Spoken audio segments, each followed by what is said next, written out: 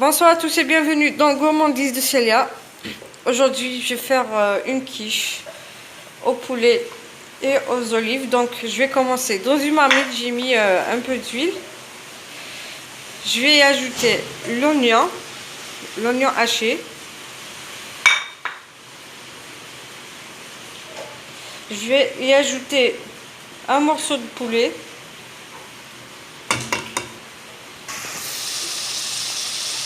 Donc, je vais ajouter un morceau de poulet.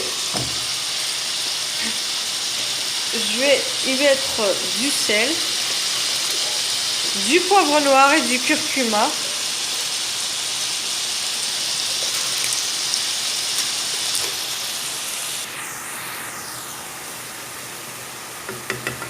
Je vais ajouter un peu de poivre noir.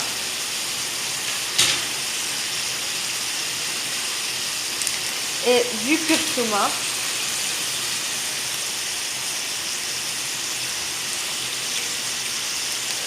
Donc si vous n'avez pas de curcuma, c'est pas grave, vous pouvez juste mettre du poivre noir et du sel. Donc je vais mijoter un peu l'oignon et le poulet.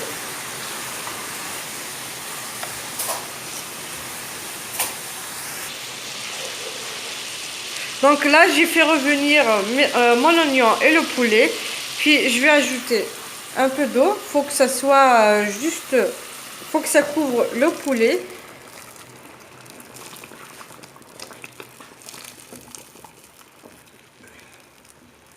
Donc je vais laisser cuire le poulet.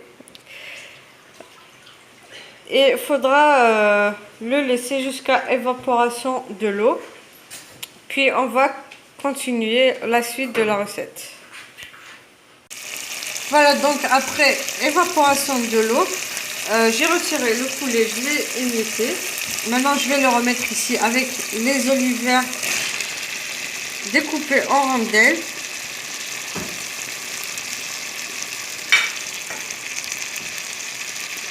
Je vais ajouter 2 œufs.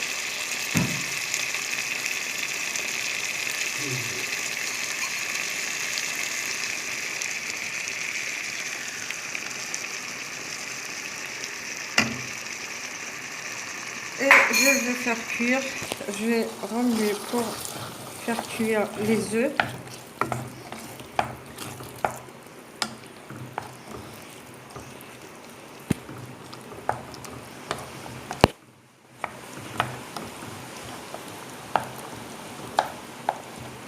Donc c'est dans la même marmite que vous allez mettre les olives, le poulet et les œufs.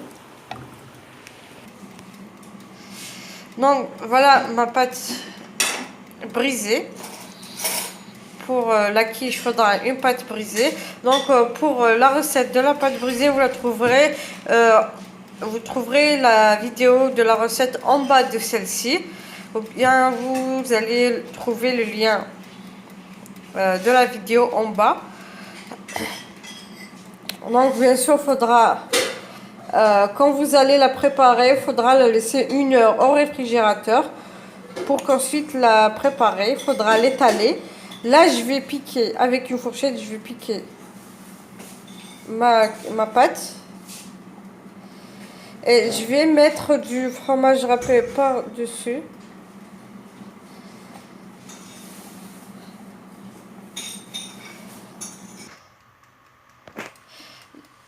J'ai piqué ma pâte, maintenant je vais mettre du fromage, du gruyère.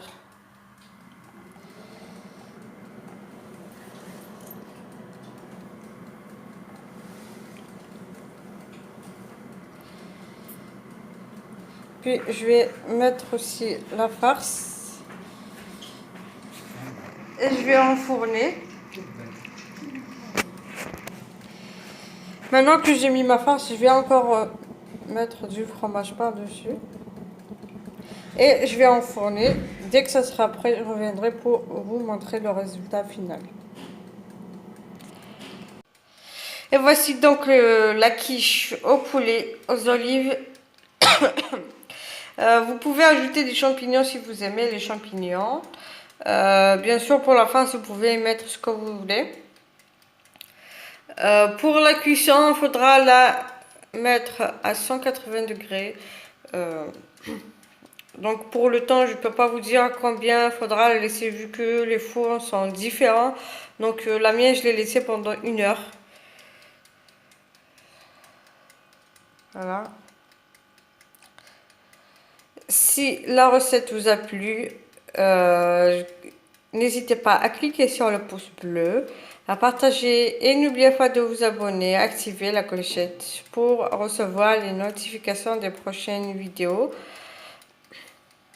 Et comme je vous ai dit tout à l'heure, pour la pâte, vous trouverez la recette de la pâte brisée en bas dans la vidéo précédente. Et vous trouverez le lien de la vidéo en bas dans cette vidéo. Et à la prochaine pour une nouvelle recette.